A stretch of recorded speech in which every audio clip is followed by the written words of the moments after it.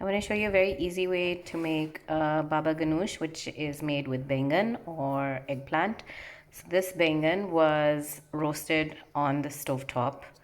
I just put it on top of an open flame and just let it collapse.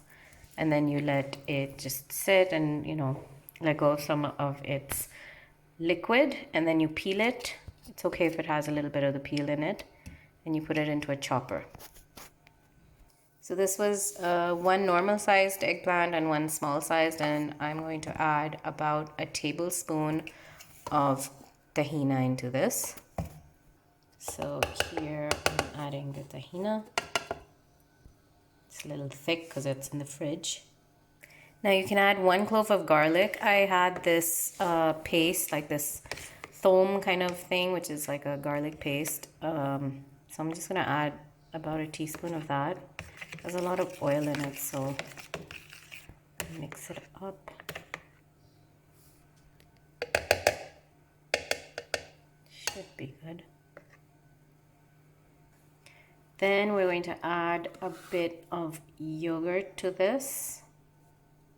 I think about 2 tablespoons. I really don't know how much I put, so I'm just eyeballing. Sometimes it's more, sometimes it's less. And then in this, we're going to add some salt, some cumin, some paprika, or you can, if you want it a little spicier, you can add red chili. So I'm going to put about a 1/4 to 1/2 teaspoon of cumin powder or zeera powder, about a 1/2 teaspoon of salt. This is pink salt. And about the tiniest pinch of red chili powder. I can't find paprika and kind of prefer this anyway. Maybe a little more. And then we're gonna add some lemon juice. Let me just take the seeds out. All right, so lemon juice goes into this.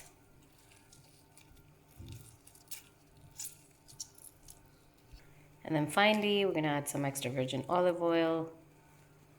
I think that's enough. Maybe around a tablespoon and a half.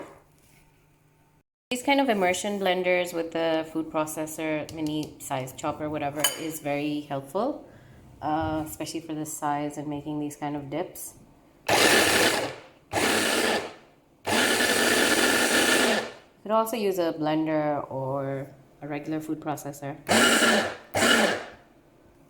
All right, so this consistency is fine. It should be a little thick and not complete, like it shouldn't be a complete like paste. So this is fine. Normally I would say, taste it at this point and check for the seasonings and everything to balance it out. But because I'm fasting, that cannot happen. I will taste it after my iftar. So I've topped it with some sumac spice. It is completely optional. And there it is in a pretty plate. You can serve it with pita chips, anything else, any vegetable. I'm trying to keep it a little healthy, so I have carrot sticks and cucumbers, and it's yummy with a lot of things, even naan. So yeah, try it and enjoy.